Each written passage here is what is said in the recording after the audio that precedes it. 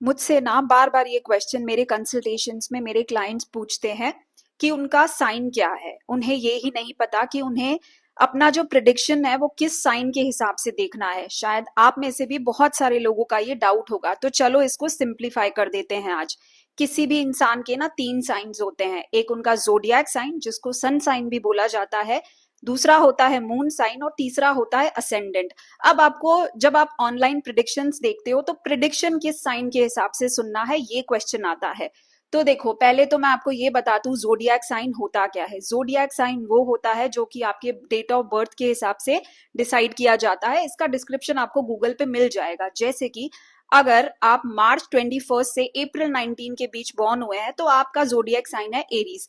बाकी के zodiac science का डिस्क्रिप्शन मैं डिस्क्रिप्शन में दे दूंगी, आप वहां से भी देख सकते हैं या फिर आप गूगल भी कर सकते हैं, आपको इजीली पता चल जाएगा। दूसरा साइन आता है मून साइन। अब बहुत सारे लोगों को ये ही नहीं पता कि उनका मून साइन क्या है।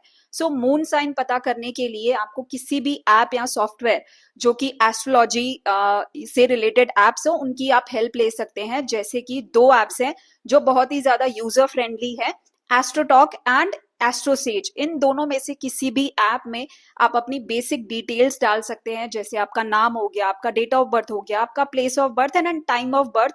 जैसे ही आप डालेंगे ये डिटेल्स, आपको आपकी कुंडली बनके मिलेगी। अब इस कुंडली में जो सबसे पहला बॉक्स आपको 12 घर बने हुए दिखेंगे, 12 बॉक्सेस दिखेंगे।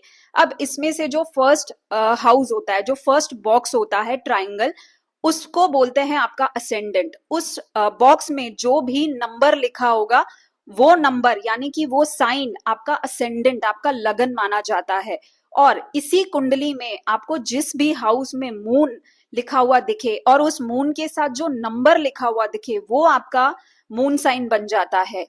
अब अगेन ये कंफ्यूजन आता है जब हम ऑनलाइन प्रिडिक्शन देखते हैं तो हम मून साइन से देखें, असेंडेंट से देखें या फिर सन साइन से देखें। देखो, सिंपल चीज है, जब भी आप किसी वैदिक एस्ट्रोलॉजर यानी कि इंडियन एस्ट्रोलॉजर का प्रिडिक्शन देख रहे हैं तो आपको आपके मून साइन और असेंडेंट के हिसाब से देखना चाहिए।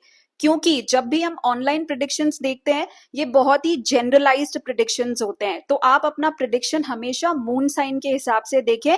और अगर आपको और ज्यादा डिटेल में देखना है तो आप अपना असेंडेंट के हिसाब से भी देख सकते हैं प्रिडिक्शन। सन साइन को या फिर जोडियक साइन को एज सच वैदिक एस्ट्रोलॉजी में कोई इंपॉर्टेंस नहीं दिया जाता।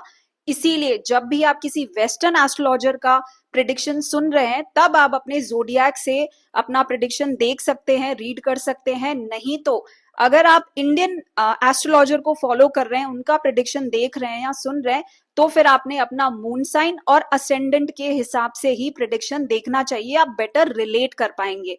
आई होप आपका भी ये डाउट अब क्लियर हो गया होगा। अगर आपको फिर भी कोई डाउट है अपनी साइन से रिलेटेड, आप मुझे कमेंट सेक्शन में बता सकते हैं।